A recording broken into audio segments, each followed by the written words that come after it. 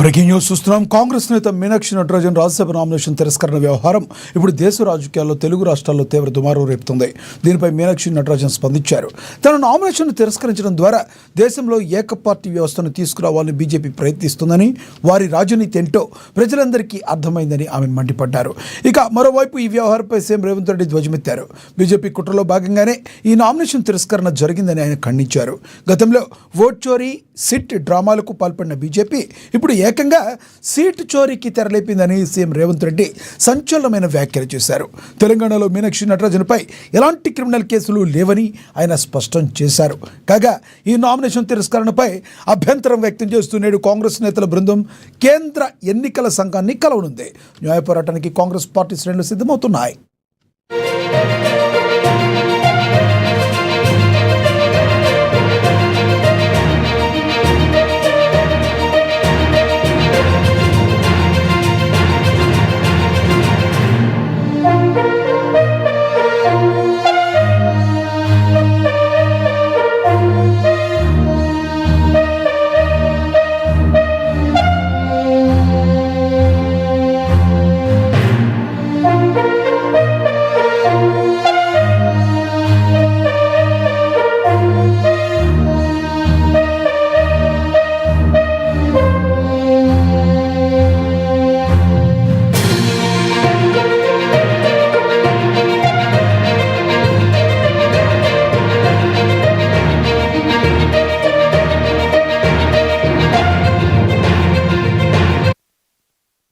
కాంగ్రెస్ నేత మీనాక్షి నటరాజన్ రాజ్యసభ నామినేషన్ తిరస్కరణ వ్యవహారం ఇప్పుడు దేశ రాజకీయాల్లో తెలుగు రాష్ట్రాల్లో తీవ్ర దుమారం రేపింది. దీనిపై మరింత సమాచారాన్ని మా ప్రతినిధి హరీష్ ఫోన్ ద్వారా అందిస్తారు. హరీష్, చెప్పిన సార్, ప్రధాన కారణం ఏం చెప్తుంది? ఇక్కడ ఈసీ మీనాక్షి నటరాజన్ యొక్క నామినేషన్ తిరస్కరణకు గల ప్రధానమైన కారణం ఏంటి? రైతు లక్ష్మీ కాంగ్రెస్ పార్టీ సీనియర్ నాయకుడు, తెలంగాణ కాంగ్రెస్ పార్టీ రాష్ట్ర వ్యవహారాల ఇన్ఛార్జి మీనాక్షి నటరాజన్ కు ఊహించని షాక్ కలిగిందని చెప్పొచ్చు. ఆమె తాజాగా మధ్యప్రదేశ్ నుండి రాజ్యసభ ఎన్నికలకు సంబంధించి పోటీ చేసేందుకు ఏదైతే నామినేషన్ దాఖలు చేసిన నేపథ్యం అయితే కనిపించింది. ఒకవైపు మధ్యప్రదేశ్ లో 3 స్థానాలకి సంబంధించి కూడా నామినేషన్లు ఏదైతే అక్కడ 3 రాజ్యసభ స్థానాలకు సంబంధించి కూడా సంఖ్యాబలాన్ని బట్టి ఒక సీటు కాంగ్రెస్ ఖాతాలోకి వచ్చే అవకాశం అయితే కనిపించింది. ఇక కాంగ్రెస్ అధిష్టానం కూడా కాంగ్రెస్ ఖాతాలోకి వచ్చి ఆ సీటుకి ఏఐసిసి రాష్ట్ర వ్యవహారాల ఇన్ఛార్జ్ మీనాక్షి నటరాజన్ సంబంధించి కూడా స్థానం నుంచి ఆ బరిలో దింపింది. కానీ ఆమె నామినేషన్ తిరస్కరణకి సంబంధించి ఇక తెలంగాణలో ఏదైతే తన పైన కేసు నమోదైనట్టుగా కూడా అఫిడవిట్ లో సమర్పించలేదని కూడా బీజేపీ సెంట్రల్ ఈసీని సంబంధించి కూడా ఫిర్యాదు చేసిన నేపథ్యం కావచ్చు. నిన్న రిటర్నింగ్ అధికారి పరిశీలించిన తర్వాత ఆమె నామినేషన్ సంబంధించి కూడా తిరస్కరణ గురయ్యే అవకాశం అయితే కనిపిస్తుంది. ఇక ప్రధానంగా మధ్యప్రదేశ్ రాష్ట్ర రాజకీయాలకు సంబంధించి కూడా ఆసక్తికరంగా మారిన పరిస్థితి అయితే కనిపిస్తుంది. ఎందుకంటే అక్కడ 3 స్థానాలకు సంబంధించి కూడా సంఖ్యాబలంకు కాంగ్రెస్ పార్టీ ఖాతాలకు వస్తుంటే ఒక బీజేపీ అనూహ్యంగా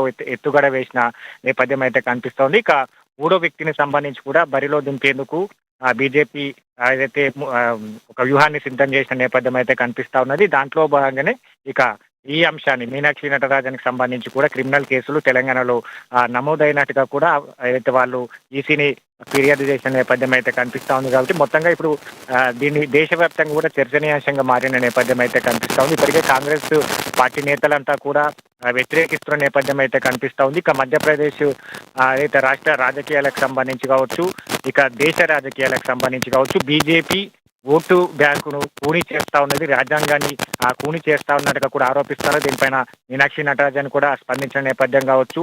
రాజ్యాంగాన్ని బీజేపీ కూని చేస్తా ఉన్నది, రాజ్యసభ అభ్యర్థిగా మీనాక్షి నటరాజన్ కు నాకు ఎస్ఐఆర్ పేరుతో దేశవ్యాప్తంగా కూడా ఓటు చోరికి పాల్పడుతున్న బీజేపీ నేతలు ఇప్పుడు రాజ్యసభ సీటు కోసం సీటు చోరికి పాల్పడుతున్నట్టుగా కూడా ఆమె వ్యాఖ్యలు చేసిన నేపథ్యం అయితే కనిపిస్తా ఉన్నది.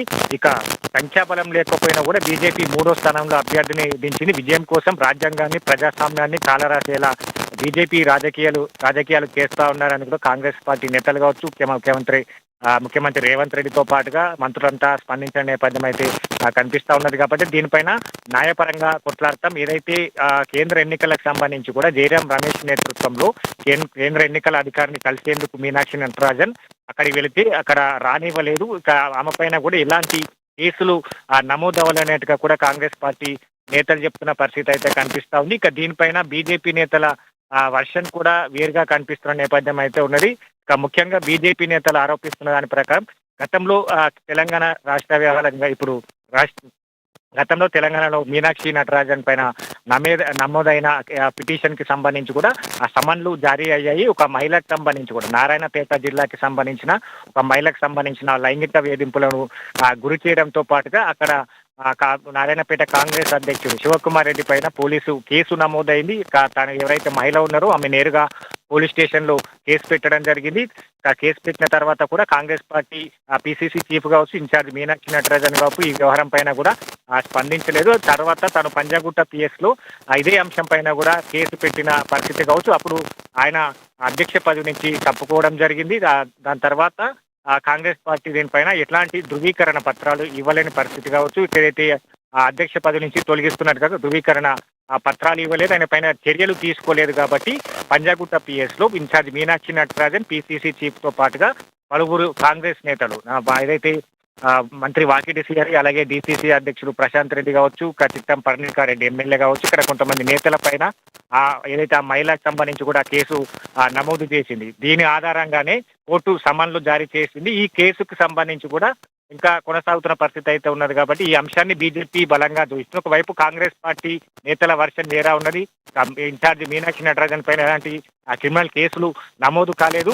ఓట్ చోరీ, సీటు చోరీకి బీజేపీ ఎత్తుగడలు వేసినది. దీంట్లో ప్రధానంగా దీన్ని న్యాయపరంగా ఎదుర్కొంటాం, కోర్టుకు వెళ్తాం, దీన్ని న్యాయంగా కొట్లాడి తమ రాజ్యసభ స్థానాన్ని చేజిక్కించుకుంటామని కూడా చెప్తున్న పరిస్థితి అయితే ఉన్నదని చెప్పొచ్చు. లక్ష్మీనాథ్.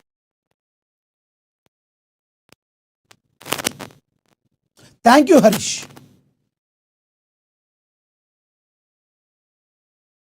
पूरी नहीं होते हुए भी एक तीसरा प्रत्याशी सत्तारूढ़ दल भारतीय जनता पार्टी ने उतारा, वहीं से शुरुआत हो गई और हमें ये समझ में आने लगा कि ये किस तरह से संविधान को, लोकतंत्र को कुचलने की राजनीति, लोकतंत्र को प्ले करने की राजनीति कर रही है।